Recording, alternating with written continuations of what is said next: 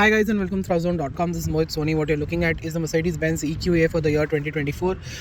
It was launched earlier this year and we finally have tested it for you.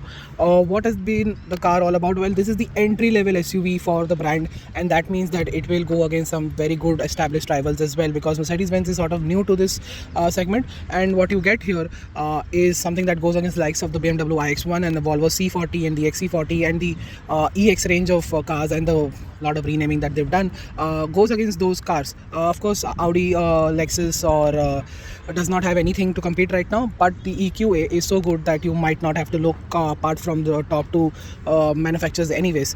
What is seen here is that it is based on the GLA, so you get a pretty much familiar design. So I'm going to be very quick with it, show you the front. That is a massive sort of blanked out area with the stars here, showing that this is an electric car. It doesn't need much of cooling, but there is enough cooling and vents below to help you get cooling done for the part that is required. You've got a very smoothened out car for better aerodynamics, because as we all know, EVs need a lot of aerodynamics to squeeze out the maximum range possible.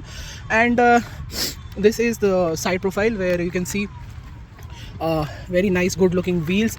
They are big enough, and this is something that is part of the AMG package.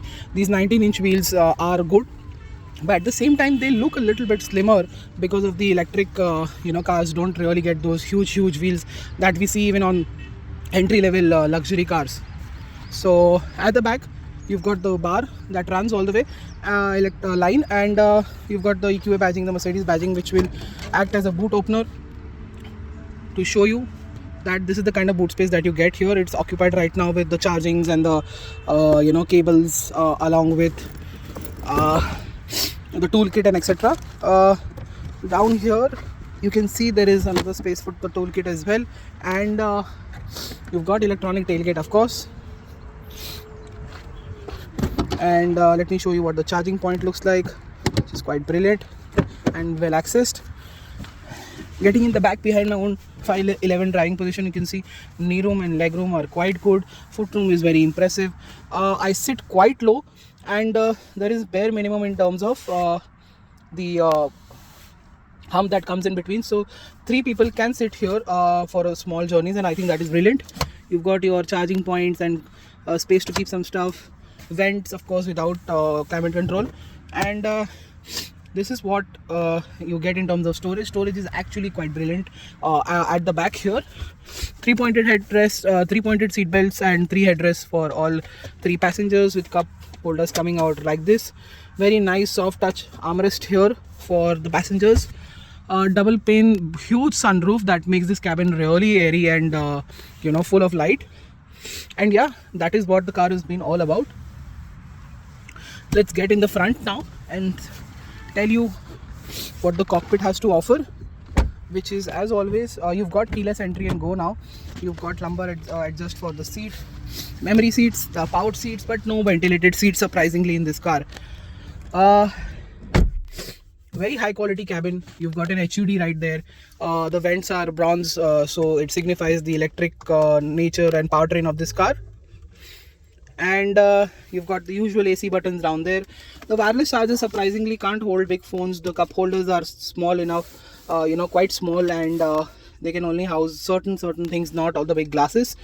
You've got the drive mode selector here. You've got the volume switch on and off, and you've got the reverse camera that pops out every single time you stop. So that is quite something that you can hear, because the mechanism is quite loud. And the screen, as you can see, you can probably hear that. You've got a very small screen here, but it has all the features that you expect from Mercedes-Benz. You've got the info where it shows the vehicle flow, energy flow of how it's going and where it's going. Of course, this goes to the front wheels. And you've got the seat kinetics here. You've got a lot of 64 colors to choose from, which is actually quite good. As always, a very welcome move. And the sound system is also good enough. You've got your own navigation, wireless Apple CarPlay, Android Auto is available. Graphics, fonts, colors, the instrument cluster is also part of the same screen here, and it also shows a lot of things that you can change. As always, you've got multiple options to choose from, and yeah, you've got your heads-up display that can be adjusted from here while going on the top. So this is something new. You can choose either of these things what you want on the top. So on the HUD, which is actually quite brilliant. and you can switch it on and off from here itself. And this is actually quite brilliant. The pedal shifters are of course for the recuperation system, that come here. Glove box, it is illuminated but not chilled, and the seat base is extendable, which is always brilliant, adds to that extra layer of comfort. Charging points with space under the armrest, which is very good and big enough. And you've got Mercedes Me and concierge service here on offer, along with these lights and the light switches over there. Very nice star motif all across this dashboard here. It illuminates in the night and it looks really fantastic. Overall quality is quite good, it feels great, and there's nothing really wrong apart from the fact that this particular area here, you've got very good door pads on the side to keep a lot of stuff. You've got storage here as well, so there is enough storage with this car. And you've got adjustment in the steering wheel as well. Your electronic parking brake and all the switches are here for the light. You've got cruise control, and ADAS is of course missing in this car, but it is actually limited to only a couple of features. That's about it. You've got a whole host of features here, which includes the traffic light view, which will come every single time you are on the traffic light. It will exactly tell you that you are not stuck in traffic, you are in a traffic on a traffic light. Active brake assist and blind spot assist can be switched off and they don't switch on again, so this is something that is being made specifically for the Indian market. So these are the couple of ADAS features that are on offer. It's not a full suite, so that is why I mistaken it earlier. So yeah, you've got the usual set of features here, and hey, Mercedes can also be switched on and off, and here it goes. How can I help? So that's that. And I'm sorry.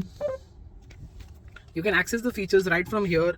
A couple of features like the car wash mode and the ESP mode, the heads up display, and the parking things here as well. So all in all, there is a lot to be offered with the EQA, and it is being put together here quite well as well. Let's see how it drives. So guys, we're out driving the Mercedes-Benz EQA 250 Plus for the very first time. And how is it like to drive? Well, the plus signifies the fact that there is no 4MATIC here, so it is a two-wheel drive car.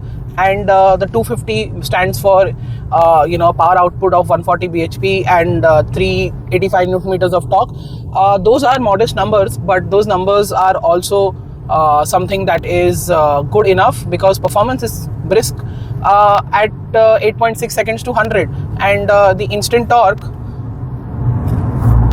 always helps even in eco mode or in comfort mode, and be it in sport mode as well. It becomes far more responsive, and couple that with a very interesting setup for the recuperation is that it's got maximum, strong, and then normal. So back in the day, it in some other vehicles, I remember the EQS and the EQE had adaptive recuperation as well. Here Mercedes is making sure that you get something strong enough on a everyday basis, so that regen is quite high and you get very good range. And that is one of the reasons why it is actually getting good range, because this is something can deliver up to 450 plus kilometers of range. So that is actually quite brilliant, and that is something that has personally surpassed my own expectations, because this is a very small, of course an entry level SUV with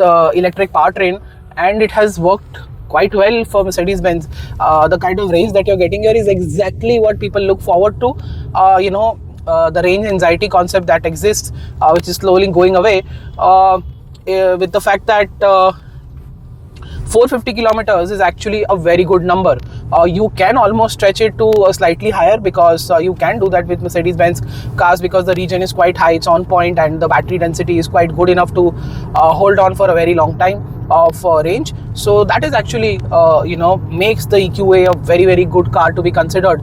Couple that with a very small footprint, and of course it is the EQA, so based on the GLA, this is something that is going to make a lot of sense to a lot of buyers, because you're getting the same practicality and the same everything else all together, and this makes it a very good car indeed in that regard. I've told you all of that already in terms of how practical it is and how spacious it is and how good it is. In terms of riding, well, the ride quality is good, feels great, is comfortable enough. Of course, there is some thudding because the extra weight that the battery lends this car, makes it a little bit thuddy at times when you are going into some serious potholes and things like that. But it's comfortable, but it isn't as it has been with other Mercedes-Benz cars and cars in this segment and cars from the ICE range of Mercedes-Benz itself. So there is a bit of improvement that you expect from Mercedes. It isn't bad, but you expect a little bit more is what I'm trying to say. Steering feel and feedback though is actually quite good enough, and couple that with strong torque all the time, changing lanes, having fun behind the wheel is always a great thing to do with new spec Mercedes cars. The steering provides a lot of feel and feedback and confidence, so you get that amazing driving experience that you look forward to from a Benz on an everyday basis. This is I think the brakes are less talked about because this is something that is recuperation. So the moment you leave the accelerator, and if you are in maximum recuperation like I am most of the time, I barely need to touch the brakes while riding normally. So that's one of the reasons why the electric cars are really great to drive, is because the kind of ease of use that they offer with instant torque and almost instant braking in max regen mode. It makes a lot of sense.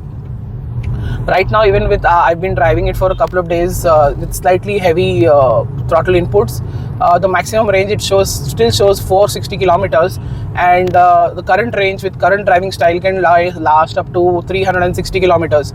So and if I go as slow as possible, I might reach 500 as well. So when I tell you that the range is a possibility, it's clearly showing here as well. So the experience that we have with the Mercedes electric cars and the kind of numbers that the car is also showing, which has been accurate most of the time, shouldn't be a problem at all. Yeah, I guess that's how the EQA rides, and that's what this car is all about. There is a bit of hit, there's a lot of hit, but there are a few misses, but regardless of that, as a package, the EQA does not disappoint at all. It is something that you will really appreciate. The way it is offering practicality, range, and the electric powertrain positives that will impress you quite a lot. I think that's it. Thank you so much for watching. See you next time in the next video. Until then, goodbye.